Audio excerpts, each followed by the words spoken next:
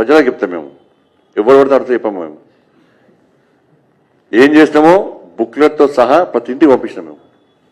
ఏం చేస్తామో బుక్లెట్తో సహా, ఆధార్లతో సహా, ఫోటోలతో సహా అన్ని ఇంటికి పంపించినాం కాబట్టి ప్రజలు మాకు కొట్టేశారు.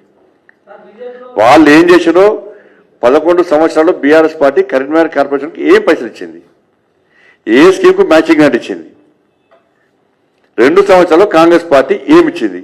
ముఖ్యమంత్రి గారు కరీంనగర్ చొప్పదండికి పోయి కనీసం కార్పొరేషన్కి ఒక్క హామీయలే. స్మార్ట్ సిటీలో ఒకటేనా కరీంనగర్లో కేంద్రం నుంచి స్మార్ట్ సిటీ కింద ఏమేమి నిధులు వచ్చాయి? ఎన్ని కోట్లు వచ్చాయి? 1400 కోట్లు వచ్చినాయి. బుక్ కొట్టించిన మేము పంపిస్తా బుక్.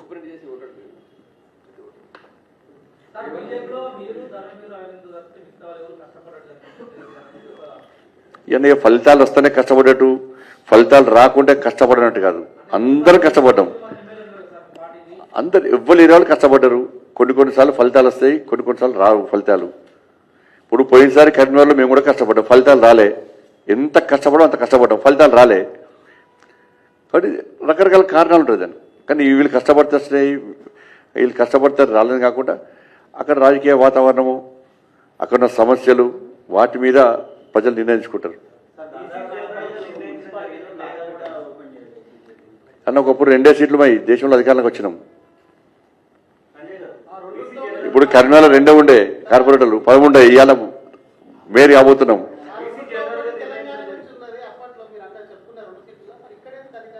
వస్తాం కదా, 2020 కంపల్సరీ వస్తారు. మీరందరూ బీట్లు మార్చుకోకూరి, ఇదే బీట్లు ఉండరు.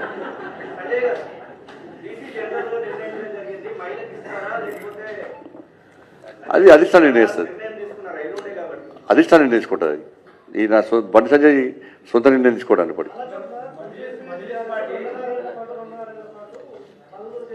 ఇంకేం లేదు నెట్టేస్తారు. ఇప్పుడు నిన్ననే ఎలక్షన్స్ అయినాయి, ఫలితాల మీదనే వాళ్ళు ఎవరి పార్టీ వాళ్ళు చేసుకుంటున్నారు. వీళ్ళు 2 సంవత్సరాలు, వారు 2 సంవత్సరాలు ఎట్లా అనుకుంటున్నారు?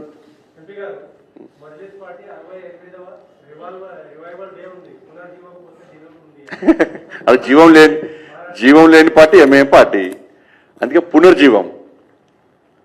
ఇవాళ నేనేమంటున్నా అంటే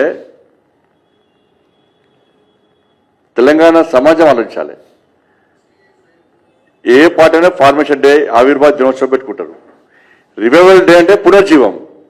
అంటే పునర్జీవం అంటే రజాకారులు పాకిస్తాన్ ఓంగా వదిలిపెట్టిన పార్టీ ఎంఐఎం పార్టీ. అంటే మీరు రజాకార్ల రాజ్యం తీసుకొస్తారా? మా మహిళలను బట్టలు విడిచి బతుకమ్మ ఆడిస్తారా? కాళ్ళు చేతులు కట్టేసి కాల్ చేస్తారా?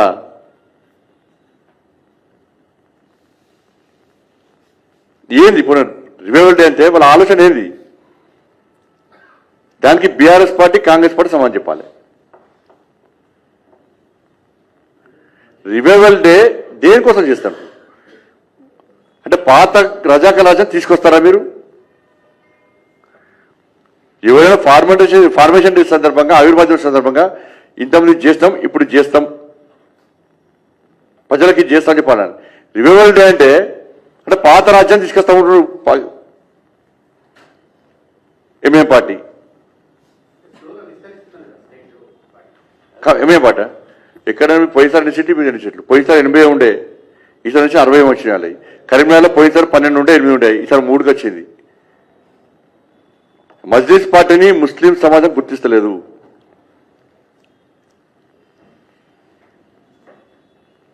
మజ్లిస్ పార్టీని ముస్లిం మహిళలైతే పూర్తిగా అసహించుకుంటున్నారు.